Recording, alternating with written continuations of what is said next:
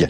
Alors, cher maître Jean Métrieux, vous avez beaucoup de choses à nous dire. On va pas pouvoir tout dire ce soir, parce qu'il nous reste une petite heure, moins d'une heure d'émission. Je voudrais d'abord peut-être que vous nous indiquiez l'affaire Castellucci, parce que c'est l'affaire la plus récente. Nous avons eu quand même des il y en a encore des plus récentes que cela, mais... Voilà, mais alors on va peut-être commencer par Castellucci, puis après vous allez faire le plus récent jusqu'à demain. Hein, oui. Parce que on est rediffusé demain, donc si vous pouvez déjà nous annoncer les nouvelles de demain pour ce soir. Prévu, voilà, c'est prévu. Alors c'est parfait. Voilà. Cher maître, nous vous écoutons et nous allons évidemment participer par nos questions et à ce point intéressant que vous allez nous faire. Bon, l'affaire Castellucci, que je prononce à la française, puisque je trouve que ça lui va bien. Souvenez-vous, chers auditeurs de Radio Courtoisie, c'est cette espèce d'auteur de théâtre contemporain, on n'ose pas dire de théâtre, mais bon, qui a produit une œuvre considérable. Et dans cette œuvre, il y a cette pièce qui s'appelle sur le concept du visage du Fils de Dieu. D'abord, j'ignorais que le visage du Fils de Dieu était un concept. Je pensais que c'était une réalité charnelle, incarnée et rédemptrice. Et alors, parce qu'il se dit catholique, évidemment. Dans ce spectacle, on voit sur la scène du théâtre de la ville, théâtre municipal, appartenant à la ville de Paris, géré par une association de théâtre de la ville, un vieillard se vider de ses boyaux pendant 55 minutes sur scène. Il est à poil, son fils vient le torcher, c'est non seulement abject, mais tout simplement aberrant. C'est-à-dire que dans n'importe quel pays civilisé, ces acteurs auraient... ces acteurs, faut le dire vite, parce qu'en fait, ils jouent avec la partie basse de leur anatomie, simplement. Se seraient déjà pris des jets de tomates dans la figure et on leur aurait dit remboursez. Mais enfin, les bobos dégénérés qui vont voir ce genre de spectacle, ça leur plaît et l'odeur de la merde les fascine. Voilà, moi j'ai des enfants en bas âge qui sont en plein dans cet âge-là, c'est l'âge anal et pipi caca. Eh bien, nous avons des adultes de 30, 40, 50, 60 ans qui sont en plein âge anal et pipi caca. C'est consternant pour notre civilisation, mais c'est révélateur de ce qu'on peut, de cette société où on inverse les valeurs et de ce qui est laid, on en fait du beau. Et inversement, et pareillement pour le mensonge Moi, avec du lait, je fais du fromage, mais enfin, chacun fait ce qu'il peut. Enfin, voilà, chacun fait ce qu'il peut avec ce qu'il a. Voilà. Et, sauf que ça pourrait s'arrêter là si, évidemment, il n'y avait pas, à la fin de ce spectacle, d'abord une scène qui n'a pas été produite à Paris parce qu'elle a été supprimée à la demande des autorités, mais elle avait été produite à Avignon, où des enfants de 9 ans jettent des grenades en plastique sur le visage du Christ qui est en fond de toile de la scène. Ça a été supprimé, on ne sait pas bien les raisons, mais enfin ça a été supprimé. Mais déjà on voit bien que le spectacle n'est pas simplement un spectacle scatologique, c'est un spectacle blasphématoire. Et à la fin, le vieillard diarrhéique qui s'appelle Piazzi, qui s'est constitué partie civile, on va en parler tout de suite, monte derrière, par une échelle derrière la toile qui représente le Christ et chie. On peut pas dire autre chose. Ça dégouline sur le visage du Christ. Le visage se déchire et à la fin, apparaissent ces mots. You are, alors je suis désolé, c'est le spectacle qui est comme ça. You are my shepherd. Tu es mon berger, et un autre clignote, tu n'es pas mon berger, you are not my shepherd. Tu es mon berger, tu n'es pas mon berger. Bon, voilà, indépendamment de ces intentions de l'auteur dont on se contrefiche absolument, qui a été systématiquement utilisé quand la griffe avait attaqué pour nous voir débouter. Les intentions de l'artiste, on se moque des intentions de l'artiste. Vous savez, quand un type va violer une fille dans la rue, il a peut-être des intentions très amoureuses, il n'empêche qu'objectivement c'est un viol. Et l'objectivité de cette pièce est une objectivité profanatrice. Et au moment où la merde, pardonnez-moi, c'est peut-être un peu trivial, mais je vois pas comment on pourrait dire avec des mots fleuris ce qui est de la merde. Pendant que dégouline cette merde sur le visage du Christ, l'artiste cette espèce de dégénéré. Je crois qu'on peut pas dire dégénéré parce que c'est les nazis qui disent ça, il paraît. Donc on n'a pas le droit. C'est interdit. Hein. C'est comme résistance, on n'a pas le droit. Enfant gazé, on n'a pas le droit non plus. Mais voilà. Bon, eh bien, le dégénéré qui a produit ce truc-là envoie des odeurs de merde dans la salle. Hein, pour qu'on comprenne bien que ce qui dégouline sur le visage du Christ est de la merde. Il faut quand même avoir une bonne dose de je ne sais pas quoi dans la tête, de la merde peut-être. Là-dessus, des jeunes catholiques de tous horizons. Alors on a dit ce sont les intégristes fascistes, fascisants et qui veulent porter atteinte à la forme républicaine du gouvernement qui se sont jetés tels des hordes. Ils sont montés sur scène pour certains, ils se sont agenouillés, ils ont prié. Et ils ont chanté des chants religieux. D'autres se sont levés dans la salle et ont dit blasphème, c'est honteux, voilà. Et puis d'autres se sont contentés de sortir. Eh bien, ils ont été raflés. Mais je crois que c'est aussi un terme réservé, mais tant pis. Ils ont été raflés, jetés dans les geôles infâmes de garde à vue où il y a des tas d'excrétions qui dégoulinent sur les vitres, on ne sait pas trop de quelle nature elles sont, où on est parfois obligé d'uriner dans ces cellules de garde à vue parce qu'on ne veut pas vous emmener aux toilettes. Et 2 jours en garde à vue, 20 heures au dépôt du palais de justice avant d'être traînés devant le procureur, puis devant le juge des libertés de la détention qui leur a fait des leçons de morale en leur expliquant qu'ils étaient d'infâmes intégristes, de mauvais citoyens et qui leur a interdit de se rencontrer et de côtoyer dans 1 kilomètre aux alentours du théâtre de la ville, dans ce cercle, 1 kilomètre autour du théâtre de la ville, celle-là leur était interdit, ce qui veut dire que concrètement, ils n'avaient même pas le droit d'aller au palais de justice. Ce qui montre la débilité de telle décision. Alors on vous explique, oui, mais évidemment, ça ne comporte pas le palais de justice. Sauf que quand on vous dit vous avez interdiction d'aller à 1 kilomètre autour, ça comporte nécessairement le palais de justice. Et puis que n'importe quel juge fou, parce qu'il peut arriver que des juges soient fous. Non. Si, je vous jure. C'est pas possible. Ça arrive. Non, c'est pas possible. Pourrait vous envoyer en détention provisoire parce que vous êtes allé au palais de justice. Pour X raisons. Donc, voilà. Bon. Ça, c'est pour l'anecdote. Ils ont été traînés devant le tribunal. Alors, le parquet de Paris a une pratique tout à fait sympathique, y compris pour les manifs pour tous. C'est quand pour une même action vous avez 20, 30, 40 personnes, eh bien il va envoyer ces 20, 30 ou 40 personnes en l'espèce 34, 3 devant telle chambre à tel jour à telle heure, et puis 4 devant une autre chambre, et comme ça 4 ou 5 chambres avaient été saisies à des dates différentes. Voilà, pour empêcher concrètement ces jeunes de se défendre correctement avec l'appui de leurs amis. Ils ne veulent pas qu'on fasse des tribunes de ces procès, disent-ils. Eh bien, manque de bol, on a fait réunir l'ensemble de ces procès et nous nous sommes retrouvés à une seule audience, faut le dire vite, à 5 audiences, nous avons retrouvé à 5 audiences devant la même chambre. 5 audiences. Ça a été invraisemblable. Nous avons plaidé avec force un certain nombre de nullités, d'exceptions d'inconstitutionnalité qui ont été acceptées, refusées par la Cour de cassation. Nous sommes revenus, nous avons soulevé des exceptions d'inconventionnalité. Nous avons plaidé. C'est quoi l'inconventionnalité ? C'est le fait qu'un texte de loi français soit contraire, alors non pas à la Constitution, ce qui relève de la procédure de la fameuse QPC, mais contraire à la Convention européenne des droits de l'homme. Voilà. Et les conventions internationales étant dans notre droit supérieur au texte français, ce qui est délirant dans un régime de souveraineté, mais ce qui au final nous va très bien puisque les textes supérieurs nous protègent par rapport non seulement à nos gouvernants, mais également aux forces de l'ordre qu'ils dirigent, mais également à certains textes qui sont complètement délirants, eh bien, nous pouvons demander au juge d'écarter un texte qui serait contraire à une convention européenne, en l'espèce de la Convention européenne des droits de l'homme. Et nous avons plaidé la relaxe avec force. En rappelant un certain nombre de points de droit, de points de procédure, ils ont tous été poursuivis. Et là, alors les auditeurs de Radio Courtoisie le savent peut-être, mais ils ne s'en souviennent peut-être plus. Les 34 ont été poursuivis pour avoir entravé le spectacle majeur de Castellucci, entraver la liberté d'expression de M. Castellucci,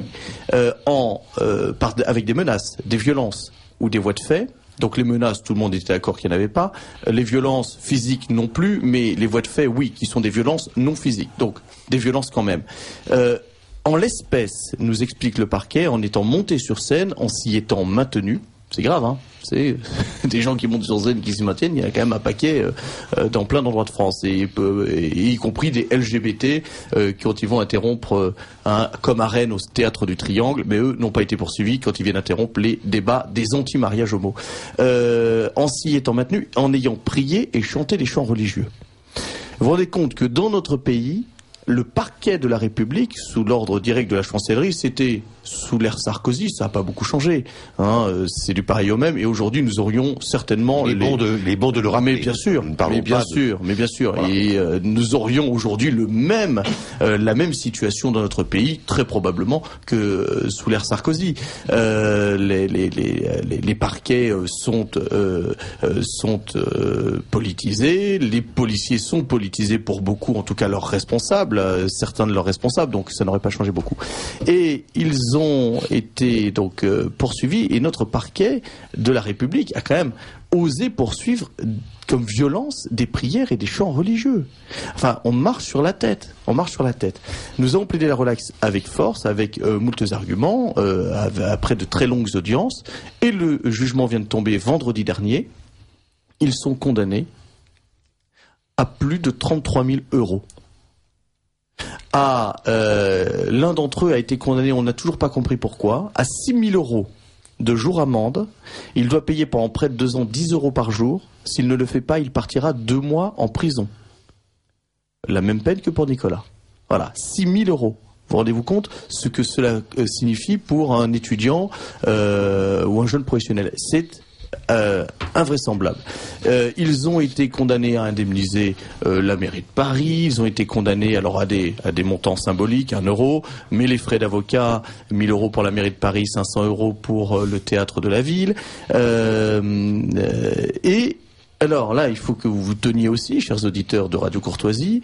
2 d'entre eux ont été relaxés. Parce que, alors, il y en avait un qui, au lieu de descendre vers la Seine, montait lui vers la régie. Donc il n'y avait rien qui laisse penser, à mon avis, il allait peut-être satisfaire un besoin bien naturel pendant que l'acteur déféquait sur scène. Eh bien, lui a été relaxé, non pas parce qu'il n'allait pas vers la scène et que donc, manifestement, il n'était pas là pour entraver, mais simplement parce qu'il avait tenté d'entraver. C'est-à-dire que il a tenté d'entraver en montant alors qu'il aurait dû descendre. Non mais c'est invraisemblable. Et le deuxième qui a été relaxé, c'est mon client, enfin un de mes clients, qui lui, à 67 ans, s'est levé pour vomir. Il s'est levé pour vomir. Il a été pris d'un malaise devant la merde qui se déversait sur le théâtre de la ville. Les pompiers sont venus. On a dans le dossier l'intervention des pompiers. Et le tribunal a osé le relaxer en disant qu'il n'a juste fait que tenter d'entraver. Alors qu'il s'est levé, il a juste tenté de ne pas vomir. Non mais c'était invraisemblable.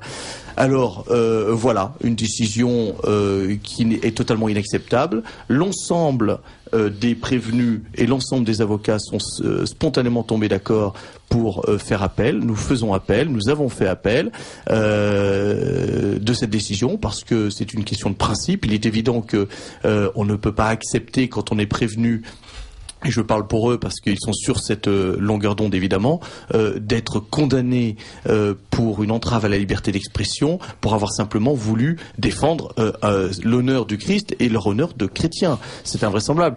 Et aux journalistes, alors moi j'ai des journalistes qui m'ont dit mais enfin vous comprenez que le théâtre de la ville ait pu être choqué par cette entrave. Je leur ai dit non, je comprends pas. Je ne comprends pas, parce que la réalité, c'est que s'ils avaient produit Shoah Picnic ou Mahomet le cochon, c'est des bombes qui auraient explosé. C'est pas des prières auxquelles ils auraient eu droit. Alors évidemment, c'est absolument scandaleux. Et Shoah Picnic ou Mahomet le cochon auraient été d'ailleurs tout aussi détestables pour ceux qui se seraient sentis agressés, évidemment. Donc voilà où nous en sommes. Donc nous sommes en appel sur une décision que je considère pour ma part comme une décision qui est évidemment orientée, puisque voilà un tribunal qui a dit que nous verrons la motivation. Mais par nature, ce tribunal a dit que prier, chanter des chants religieux constituait une violence. Voilà, une violence. Je crois qu'il y a un grave problème de droit qui se pose aujourd'hui à notre société. Surtout que c'est nous l'avons plaidé, c'est le lieu même du théâtre que de manifester, de contre-manifester. Il y a la bataille d'Hernani, tous les 12 vers, la pièce de Victor Hugo était interrompue 150 fois par représentation. Beaucoup de spectacles dits happening ou happenage dans les années 60, 70 jusqu'aux années 80, jusqu'à temps que l'affaire disparaisse, appelaient les spectateurs à monter sur scène. Bien sûr. Pour participer à des machins trucs. Bon, ce sont des choses tout à fait naturelles. Enfin, je veux dire, les tomates, quand on n'était pas content, enfin, on hurlait, on trépignait, etc. Enfin, c'est des choses tout à fait normales. On n'interrompt pas un spectacle au motif qu'on n'est pas d'accord avec ce spectacle. Je suppose que les jeunes qui se sont introduits dans ces salles avaient payé leur ticket d'entrée, ils sont pas entrés par la cheminée comme le Père Noël. Bon, d'accord. C'est cher payé pour de la merde entre nous. C'est cher payé, mais une fois qu'on a payé, si on n'est pas contre ce spectacle, on peut dire ouh, c'est scandaleux, dehors, voilà. Non. Eh ben, c'est pas possible. Vous comprenez pourquoi le théâtre moderne ne le permet pas. Vous comprenez pourquoi le théâtre moderne, le théâtre d'aujourd'hui, a supprimé les entr'actes. Maintenant, on file les pièces. Pourquoi? Parce que quand il y avait l'entracte pour toutes ces pièces pourries, à la levée du rideau après l'entracte, il n'y avait plus personne dans la salle. Mec, revenez pas. Mais là, on vous confine. Non seulement vous n'avez rien le droit de dire, vous êtes obligé d'assister à ça jusqu'au bout. Voilà, c'est tout juste si on vous menace pas avec des comment on appelle ça, les pistolets électriques, là, pour... Allez, à votre place, d'où. Bon. Alors, d'une part, les prières, donc, sont quasiment des attentats, maintenant. Ouais. Je me rappelle de ce qui s'est passé lorsque Civitas priait devant le Sénat récemment. Des sénateurs, quand même, c'est quand même des gens qui font les textes de loi, proférait des mensonges absolument incroyables, disant qu'il est interdit de prier dans la rue. Non, mais c'est totalement faux. Attendez, lorsque la manifestation est légale, on fait ce qu'on veut. Vous pouvez pas un chapelet. Non, mais vous pouvez pas demander à des sénateurs qui ont un jour décrété que un homme et un homme ça faisait une famille. Vous pouvez pas leur demander d'avoir une once d'intelligence. Décréter et comment? Parce que je pense que les auditeurs de Radio Courtoisie ont en tête la manière dont le Sénat a voté cette horrible loi. Deuxièmement, je pense, j'ai une petite pensée pour tous les clercs ou faux clercs qui ont trouvé cette pièce absolument extraordinaire, qu'ils aient aussi une petite pensée, cette pièce de théâtre, enfin entre guillemets, qui l'ont trouvé extraordinaire, qui ont d'ailleurs également craché sur les jeunes catholiques qui se sont levés. J'ai envie de leur dire, regardez ces condamnations d'abord, 30 000 euros. 33 328 euros. Pensez à ce jeune étudiant qui doit payer 6 000 par mois. Non, mais on a fait appel. Vous avez fait appel, heureusement, 10 euros par jour. Qui pense à ça. Pendant près de 2 ans. Et qu'il sache également. Sinon, 2 mois de ballon. Qu'il sache également avec nos amis du Rouge et Noir et toute cette jeunesse qui est dans la rue tous les soirs, nous ne sommes pas comme eux. C'est-à-dire que maintenant nous nous indignons. L'indignation n'est pas réservée seulement à des escrocs panthéonisés ou qu'on a voulu mettre au panthéon. L'indignation nous appartient aussi et appartient aux chrétiens. Donc des SK convoqués à la commission du Sénat. Non mais écoutez, mais il y a pas de quoi quand même se les si on était souple du bassin, on se les vous voyez et alors ça c'est quand même fou quand même. Et monsieur Cahuzac venant faire son petit numéro aussi devant une autre commission parlementaire où il dit rien. Oui. Mais c'est hallucinant quand même. Mais... Aux États-Unis, chose pareille. Mais la presse étranglait le mec au plan rédactionnel. Le mec était étranglé dans tous les journaux télévisés, dans toutes les radios, dans tous les journaux papier. Le Cahuzac américain. Étranglé le mec s'il répond pas devant la commission. C'est sous serment. En plus, un type qui a menti, soi-disant, à l'insu du plein gré du président, tiens, Castagnette et Tango, on lui demande de prêter serment. Oui, cela étant. On lui demande de prêter serment, mais enfin, écoutez, mais cet homme n'a pas de parole, il n'a pas d'honneur. Pourquoi on va faire prêter serment, mais qu'il n'y a pas d'honneur? Mais on est bien d'accord. C'est quand même invraisemblable. Et au demeurant. On nous prend pour des pélicans, quoi, non? Permettez-moi, en tant qu'avocat, de souligner quand même que, à partir du moment où Cahuzac, ce menteur, est l'objet d'une procédure judiciaire, il me paraît tout à fait choquant de venir exiger de lui qu'il prête serment ne serait-ce que parce que un prévenu n'a pas à prêter serment de dire la vérité, il se défend comme il le souhaite. Un mec est un menteur pris la main dans le pot de confiture, on va lui demander de... Mais enfin, arrêtez quand même. Et les parlementaires ont quand même déjà oublié cette séance fameuse où il jure sur l'honneur devant eux que jamais. S'excusant, il y a une chose que je n'ai pas fait. Je ne l'ai pas juré sur la tête de mes enfants. Non mais le mec, mais alors on écoute ça, mais c'est pas, attends, mais qu'est-ce que ça... Attendez, je suis un Vulcain ou c'est un Vulcain avec les oreilles pointues, c'est pas possible. On n'est pas la même planète, c'est pas possible. Bon, excusez-moi, mais là quand même quand ça part, et là, bon, ça va comme ça. Bon, en tout cas, pour terminer sur Castellucci, dernier point également que je voulais souligner. Oui, parce que ça commence à faire, d'accord, oui, ce que je veux dire. Voilà, on est bien d'accord. C'est que, voilà, il y avait 3 soirées très différentes, je ne l'ai pas dit, 3 soirées très différentes, certaines soirées où il n'y a pas un seul des prévenus qui est monté sur scène, qui s'y est maintenu, qui a prié, qui a chanté des chants religieux. Et pourtant, ils sont tous condamnés, sauf 2 pour les raisons que je vous ai dites. C'est, sur le plan du droit et de la procédure, aberrant. C'est-à-dire que cette décision n'a aucun sens. Et nous faisons appel. Voilà. Mais tout ça pour vous dire que c'était des poursuites d'intimidation. Ce sont des condamnations qui... Alors, on va vous dire, c'est en moyenne 700, 800 euros par personne. Mais la question n'est pas là. Ce n'est pas acceptable. Voilà. Donc, nous faisons appel. Merci maître de faire appel. Et puis bon, voilà, dans nos blogs et tout ça, il faut, là, j'ai pas eu le temps, mais moi, demain, je vais me mettre à l'affaire de Castellucci, là, parce que j'ai quand même des choses à dire sur cette question-là. Bon. Alors, autre sujet. Alors, est-ce que vous avez écouté l'émission, en première partie, vous n'avez pas pu écouter? J'ai entendu Grégoire Pupin. Oui, alors, c'est quand même, qu'est-ce que vous pensez de tout ça? Et notamment alors après, on vous lira le petit truc de, comment elle s'appelle? Bonjour, Vaja. Najat Vallaud-Belkacem. Comment tu dis? Najat Vallaud-Belkacem. Ah oui, j'ai oublié. Donc, c'est hallucinant quand même. Donc, c'est-à-dire que l'Assemblée parlementaire du Conseil de l'Europe, si j'ai bien compris, peut-être que j'ai rien compris du tout, a donc décidé de procédure. Oui. Ils vont nommer 2 commissaires. Oui. À partir peut-être du mois de septembre. Et pas des commissaires comme nous, on les déplace chez nous. Des commissaires, vont mettre un Finlandais et un Ouzbek, ou je sais pas encore, des mecs qu'on n'aura jamais vus de nulle part, c'est extraordinaire, qui vont venir enquêter sur les débordements policiers et les agressions contre la liberté et les droits des personnes. Absolument. Alors ça, c'est quelque chose... Alors, c'est honteux. On devrait être mort de honte. On devrait mettre la tête sous le bureau. On devrait être rouge de honte. Mort, on devrait plus nous entendre. Oui. Eh ben non. Ça continue. Voilà. Ça continue. Alors, un motif de réjouissance, cher Daniel, je ne sais pas si vous avez vu le rapport d'Amnesty International que je viens de trouver. France des policiers au-dessus des lois. Écoutez, mais attendez, c'est que moi je viens. Attends, faut que je viens, ça va vous plaire. Ah bah vous venez pas sans biscuit, hein. Il vaut mieux être policier que simple citoyen, ils sont couverts.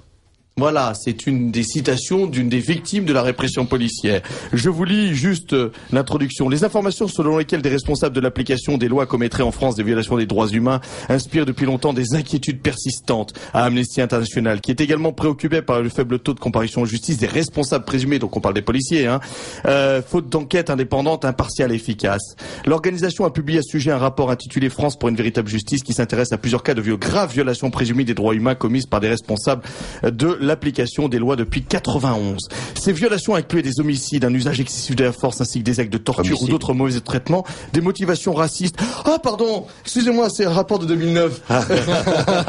Voilà, je suis désolé, j'ai pas fait attention. Bon. Voilà, nous attendons qu'Amnesty International, évidemment, se réveille et nous fasse un aussi beau rapport que celui de 2009 sur la violence et la répression policière. Il y a de quoi faire. Voilà, bon. Quelques petites informations, parce que ce sont des informations de première main. J'ai un confrère cette nuit qui est appelé en garde à vue pour un veilleur debout, qui a été placé en garde à vue. Quand on arrive en garde à vue, l'OPJ, l'officier de police judiciaire, dit à l'avocat, la seule chose qu'on lui dit, c'est voilà la qualification pénale qui est reprochée à votre client. Il a le droit à rien d'autre. Il n'a pas le droit de voir le dossier, il n'a pas le droit de défendre son client en fait. Et là, l'OPJ lui dit, il est en garde à vue pour participation à une manifestation non déclarée.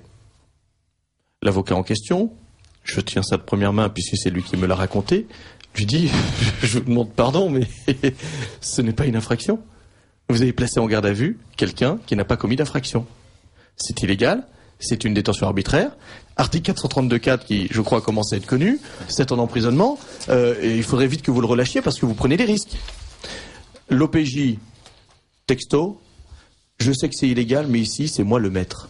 C'est hallucinant quand même. Entendez bien, amis auditeurs de Radio Courtoisie, je vous prie, Maître Triomphe va redire la phrase de cet officier de police judiciaire entendu hier par cette nuit par un de ses confrères avocats. Donc déclaration de l'officier de police judiciaire. Je sais bien que c'est illégal, mais ici c'est moi le maître. Il a raison d'ailleurs, parce qu'en garde à vue, c'est les OPJ les maîtres. Le procureur est censé contrôler, mais il contrôle que ceux qu'on veut bien lui dire, parce que ce sont les OPJ qui lui donnent les informations. Pour une petite anecdote, j'ai un jour mon collaborateur qui est en garde à vue l'OPJ essaye de faire avouer sa cliente. Mon collaborateur lui dit écoutez, maintenant ça suffit, vous arrêtez de vouloir la faire avouer, elle ne veut pas répondre à vos questions, et l'OPJ lui dit devant lui, eh bien puisque c'est comme ça, je reconduis la garde à vue. C'est pas l'OPJ qui reconduit, c'est le procureur. Je reconduis la garde à vue. La malheureuse gardée à vue éclate en sanglots, lui dit je vous en supplie maître, ne me laissez pas tomber. Il reste et il fait dans la foulée l'entretien de prorogation de garde à vue, et il fait des observations en disant voilà ce que l'OPJ m'a dit, puisqu'elle ne veut pas avouer, puisque vous m'aurez dit ça, je reconduis à la garde à vue. Eh bien, l'OPJ, en lisant les observations, a mis fin immédiatement à la garde à vue. Ce qui veut dire quoi ? Ce qui veut dire que c'est lui qui prend la décision. Le procureur fait, j'allais dire, en fonction de ce que dit le garde. En tout cas, dans cette garde à vue, le procureur ne contrôlait à l'évidence pas. Voilà. Ou le membre du parquet de permanence ce jour-là, il ne contrôlait à l'évidence pas cette garde à vue. Donc voilà, nous avons cette nuit un OPJ qui a déclaré à un avocat je sais que c'est illégal, mais c'est moi le maître ici. Bon, eh bien nous verrons s'il fera aussi le malin le jour où il se retrouvera devant un juge d'instruction à devoir se justifier de ses nombreuses heures de garde à vue. Il a été relâché ce matin sans la moindre charge, évidemment. Eh bien, on verra bien ce qu'il dira à ce juge d'instruction, parce que dans le bureau du juge d'instruction, c'est le juge d'instruction le maître. Voilà. C'est des veilleurs, c'est pas les antifas qui détruisent tout. C'est des veilleurs, oui, c'est des mecs qui s'assoient. Même pas, attention. C'est s'asseoir par terre avec des bougies. Je sens que l'espérance, faut quand même arrêter. Non mais attendez. Soit 57, ils en ont arrêté. L'information qui m'a été donnée, ce n'est même pas un veilleur assis à qui on aurait fait des sommations. À qui on aurait fait des sommations, parce que quand on vous fait des sommations, il y a un texte de loi qui s'applique. Bon, vous pouvez devenir. Et là, vous avez une bougie, vous avez une arme par destination.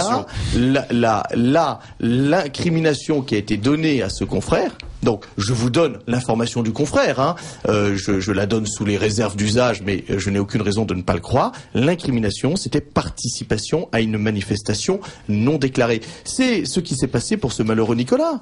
Quand vous entendez ces imbéciles de journalistes... On va reprendre sur Nicolas tout de suite, mais... Attendez, parce que là j'ai la mine qui casse, vous comprenez? Ah oui, alors c'est un petit peu bon. Alors je rappelle à propos de ce que on vient de parler, monsieur l'avocat Triomphe, que la résolution 1947 du 27 juin, c'est-à-dire 27 juin, c'est pas vieux, hein, c'est aujourd'hui. C'est aujourd'hui. Voilà, stipule. Assemblée parlementaire. Hein. Dispose. Assemblée parlementaire du Conseil de l'Europe. Elle dispose, en son article 5, un rappel de l'Assemblée parlementaire du Conseil de l'Europe à son écrasante majorité. Rappel au gouvernement français, au Turc aussi d'ailleurs, soit dit en passant. L'Assemblée rappelle que la liberté de réunion et d'association, y compris lors de manifestations non organisées, non autorisées, est un droit essentiel dans une démocratie. Bien sûr.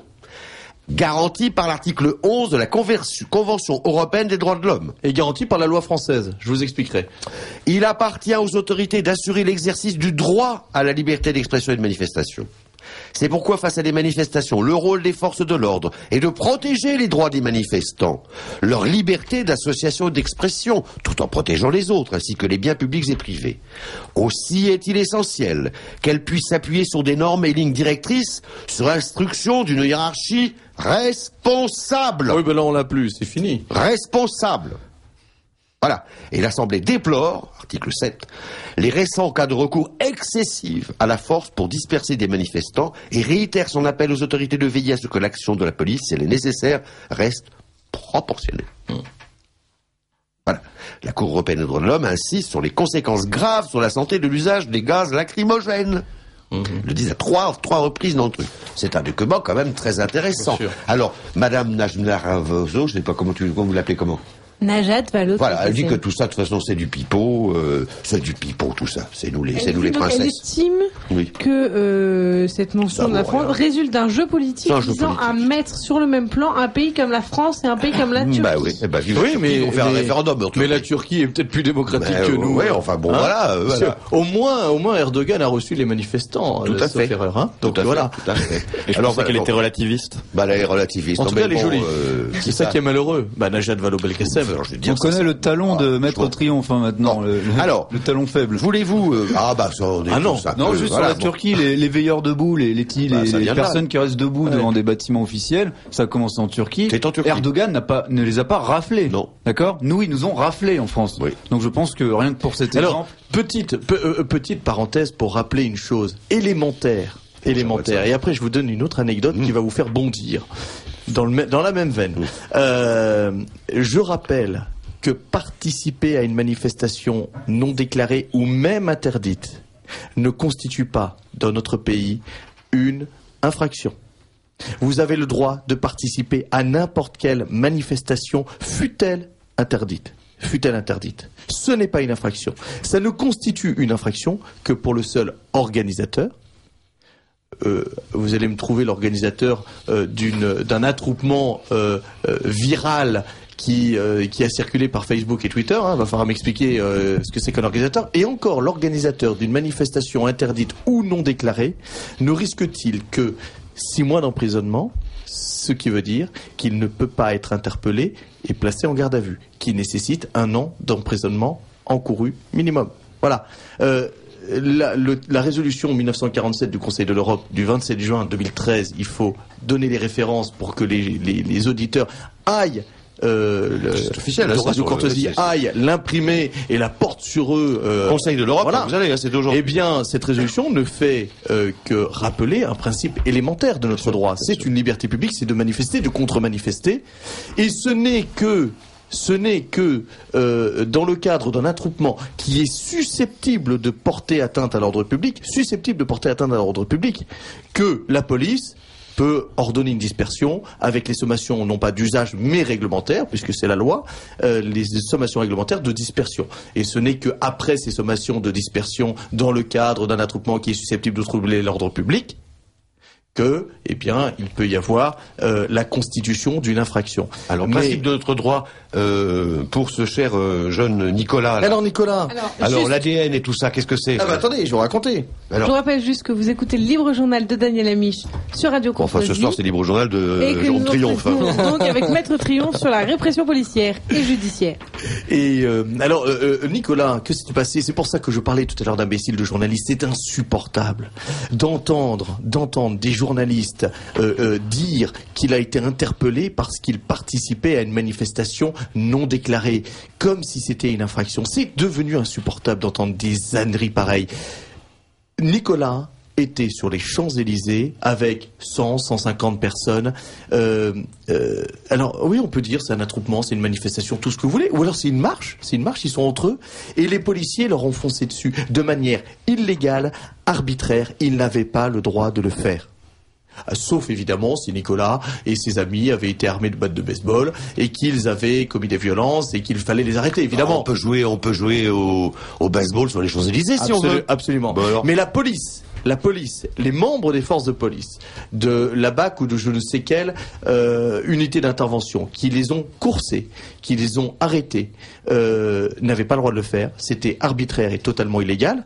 Et alors, que se passe-t-il dans ce cas-là? Vous savez, on a une déclaration des droits de l'homme avec un magnifique article qui rappelle que quand le droit des peuples est brimé, l'insurrection est pour chacun des citoyens le plus impérieux des devoirs et la résistance à l'oppression le plus sacré des droits, ou quelque chose comme ça.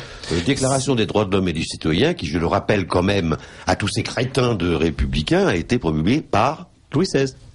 Merci, mon cher maître. Je vous en prie. Et je cherchais à m'avoir sur la promulgation. Et donc, donc je rappelle que c'est dans le bloc de constitutionnalité. C'est un droit constitutionnel, le droit d'insurrection face au droit le plus élémentaire qui est bafoué.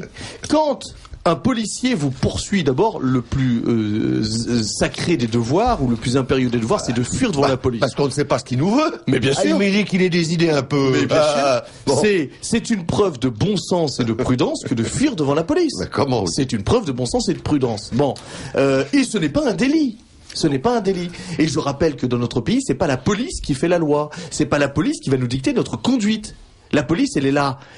Parce qu'on entend souvent parler dans nos milieux des devoirs du citoyen. Non.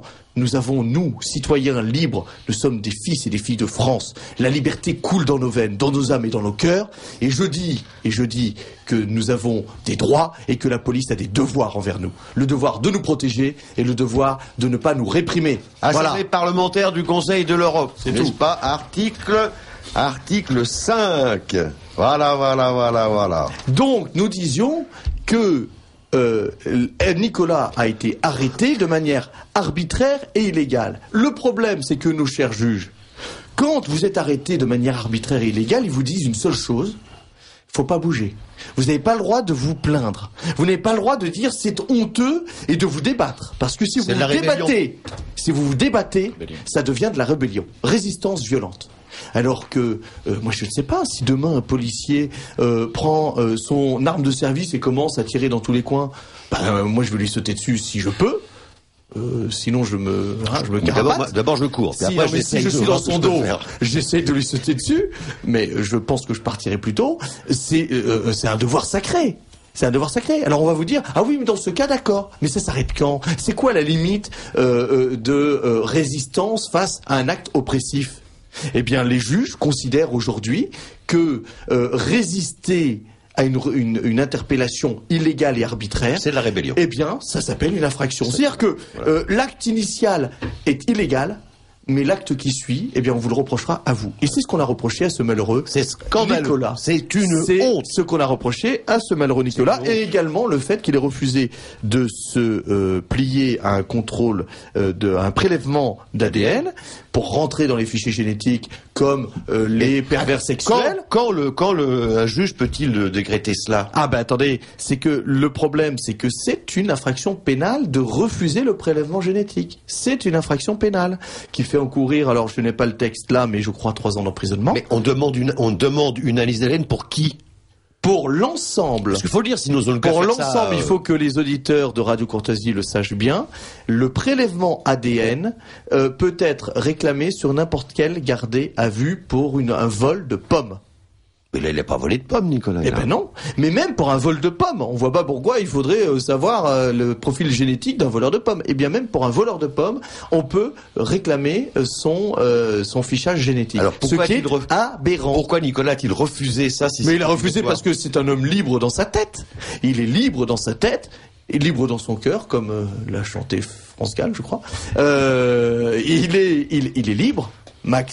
Nicolas, il est libre et il trouve insupportable ce flicage généralisé, ce fichage. Alors évidemment, peut-être qu'il ne le savait pas que c'était une infraction. Eh bien malheureusement, le tribunal le lui a rappelé. Mais il faut savoir une chose, c'est que nous, avocats, nous n'avons jamais vu, enfin pour ma part, et mes confrères que j'ai interrogés c'est pareil, je n'ai jamais vu quelqu'un partir en prison pour avoir refusé un fichage génétique. Les faucheurs d'OGM, ils ne partent jamais en prison parce qu'ils refusent, eux, systématiquement, le fichage génétique. Ils le refusent.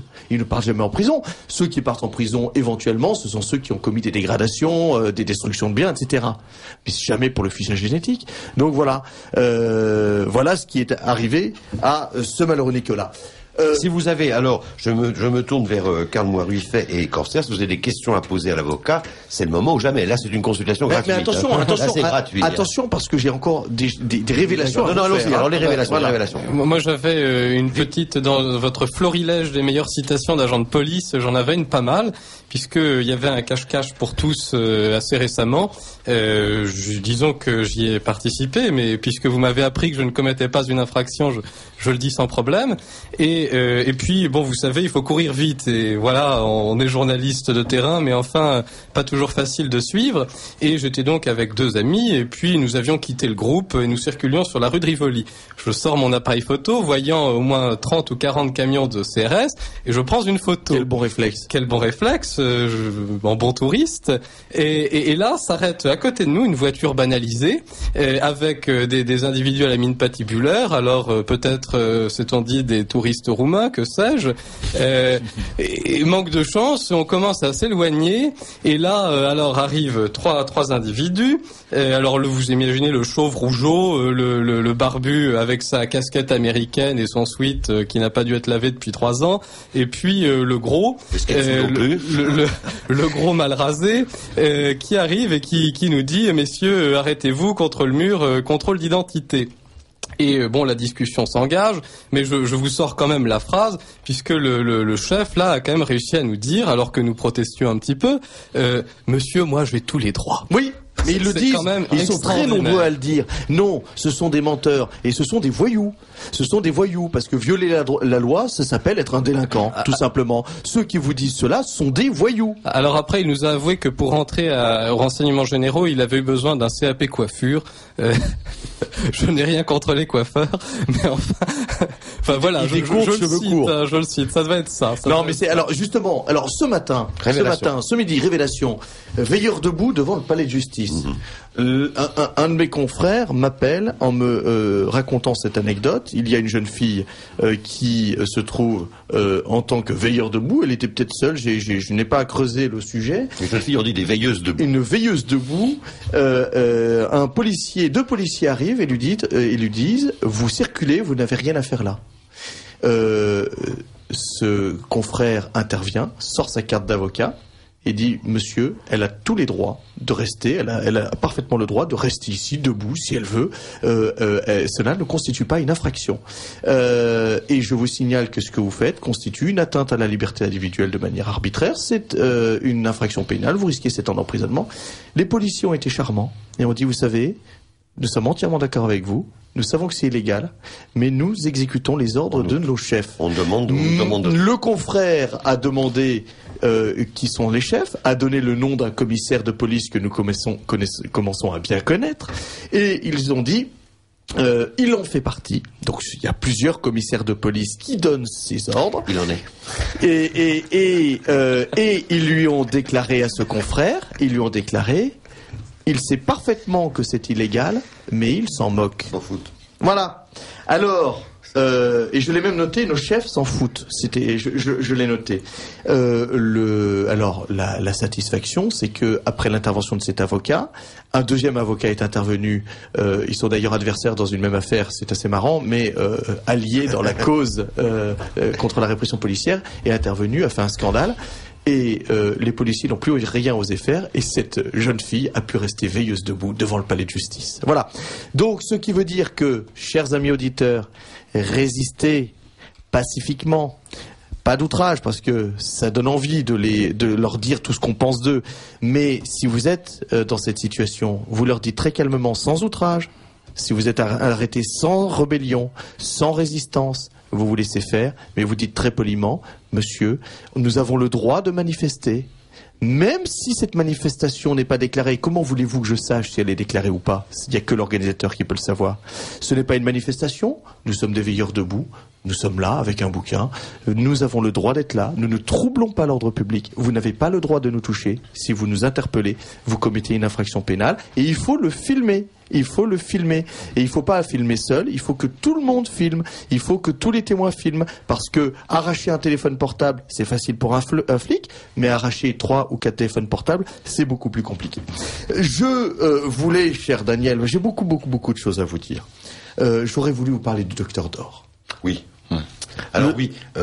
Alors en 5 minutes parce qu'on va en reparler beaucoup de. Alors juste ça, le docteur Dor a eu hier une procédure. Il a été jugé devant la 31e chambre pour avoir au planning familial offert une médaille miraculeuse et une paire de chaussons pour enfants de la taille d'un fœtus à une femme.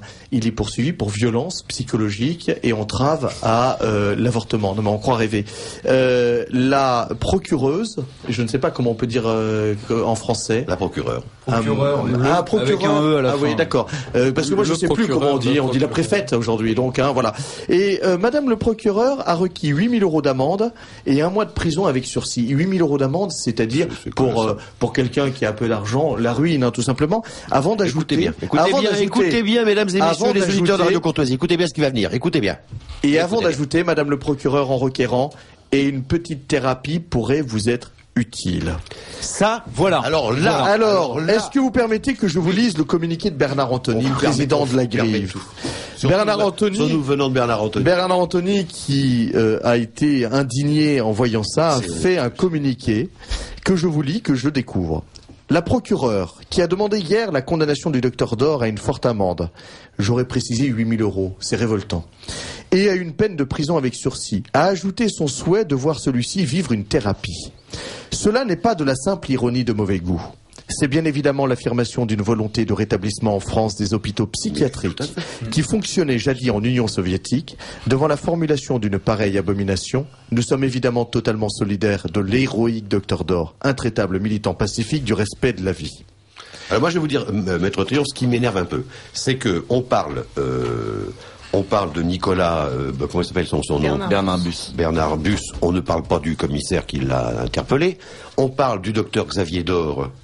On ne dit pas le nom de la procureure qui s'est permis ça, parce que c'est elle qui doit prendre des gouttes. Hein. Oui. C'est elle qui doit prendre des gouttes. Oui. Hein. Bon, alors maintenant, il faut donner les noms. Alors, ça suffit maintenant. Oui, mais on est d'accord. Il faut donner les noms. Alors, pour rebondir... Non, mais ça suffit, il y en a marre. Pour rebondir sur le docteur... Ces mecs ont tous les droits, ils sont tout pouvoir, ils sont anonymes. Oui. C'est quoi ça ? Non, mais... C'est Big Brother. Il faut effectivement publier leurs noms. C'est parfaitement légal. Alors, le mur des sons, c'est pas fait pour rebondir sur le docteur Dor, je défends demain. Vous voyez que les révélations et les informations sont de première fraîcheur. Je plaide demain pour une dame d'une 50aine d'années qui participe systématiquement ou le plus possible aux réunions devant les hôpitaux, les avortoirs, les réunions du docteur Dor, les manifestations de prière. Et lors de ces manifestations, des piscopies sont venus avec leurs petites caméras pour essayer d'arracher, vous savez, les révélations croustillantes, et puis les propos nauséabonds de ces participants. Et ma cliente a eu le malheur de tenir des propos politiquement incorrects sur le mariage homosexuel et sur les craintes qu'elle pouvait avoir pour les enfants qui pourraient être adoptés par des couples ou des j'ai vu homosexuels. Bon, on peut penser ce qu'on veut de ce qu'elle a dit, mais chacun réagit avec ses mots à soi, avec ses références, avec ce qu'il a lu dans la presse, et il y a des études sur le sujet, même Jeanne Smith en a parlé. Eh bien, elle a dit ce qu'elle avait sur le cœur. Eh bien, tenez-vous bien. J'ai ici encore une révélation. Le préfet de police, c'est signé Bernard Boucaud, notre préfet. Monsieur le procureur de la République... Qui, dans le milieu, on l'appelle calculette maintenant. Monsieur le procureur de la République, mon attention a été appelée sur les conditions de déroulement de la manifestation anti-interruption volontaire de grossesse qui s'est déroulée le samedi 24 novembre 2012 au cours de ce rassemblement qui avait fait l'objet de ma part. Quel grand homme, quel homme libéral, d'un arrêté d'interdiction partielle afin d'éviter toute atteinte au droit à l'interruption volontaire de grossesse. Et notre droit à contre-manifester contre l'interruption volontaire de grossesse, monsieur le préfet. Les propos figurant sur l'enregistrement 6 juin, il joint un CD-ROM. Et c'est signé de Bernard Boucaud qui n'a que ça à faire. Ont été mis en ligne sur divers sites internet. En application de l'article 40 du Code de procédure pénale, je souhaite porter cet enregistrement à votre connaissance, certains propos tenus étant susceptibles de relever de l'application de la loi pénale. Ma cliente est une aide-soignante. Elle touche le SMIC. Sa raison de vivre, c'est d'essayer de sauver les petits-enfants avec le docteur Dor. Ils l'ont traqué, cher Daniel. Ils l'ont traqué, j'ai ici tous les PV. Ils l'ont traqué dans toutes les manifestations du Docteur d'Or, de Civitas, parce qu'ils ont réalisé que c'était une nauséabonde militante de Civitas. C'est mieux avec Civitas, c'est bon. Eh bien, ils l'ont traqué. 1, 2, et puis la 3e fois, ils lui sont tombés dessus. Ils lui ont dit, madame, contrôle l'identité. Et vous êtes convoqué tel jour à telle heure devant la brigade de répression de la délinquance de la personne. Et elle est poursuivie. Elle a été citée le 25 mai pour le 21 juin. À la 17e chambre, on a des audiences de fixation, on plaide à 9-10 mois. On laisse le temps de préparer la défense. J'ai demandé le renvoi pour pouvoir préparer une défense sérieuse. Le procureur me l'a refusé. S'y est opposé, pardon. S'y est opposé alors que je lui avais écrit un fax en lui demandant ce renvoi. Il n'a même pas daigné madame, le procureur n'a même pas daigné m'appeler pour me dire je m'y oppose. Et elle a osé déclarer que, à mon collaborateur qui me substitue à l'audience, j'étais sur la route, que le parquet n'avait pas que ça à faire à répondre aux avocats. Vous comprenez ? Le tribunal a renvoyé. Dieu merci, mais il a renvoyé à 1 semaine. À demain. J'ai eu 1 semaine, même moins, parce que j'ai d'autres dossiers à traiter, pour préparer cette défense. Je redemande le renvoi. Il va y avoir un peu d'animation demain. J'invite les auditeurs qui le souhaitent à venir soutenir cette malheureuse femme qui est poursuivie, qui vit très mal cette poursuite. Je vais demander le renvoi.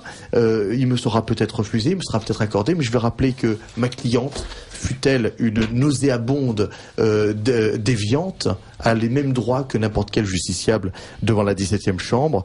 Je dirais et je le rappellerai au parquet qu'il est beaucoup moins empressé quand il s'agit de poursuivre ACT UP, qui a osé publier un texte appelant au meurtre des catholiques dans le cadre des manifestations contre le mariage homosexuel. Beaucoup moins empressé. Il est beaucoup moins empressé pour poursuivre les fémènes qui s'exhibent seins nus dans la cathédrale Notre-Dame de Paris et qui injurient les catholiques, qui outragent le pape et qui en plus volent des morceaux d'or des nouvelles cloches de Notre-Dame.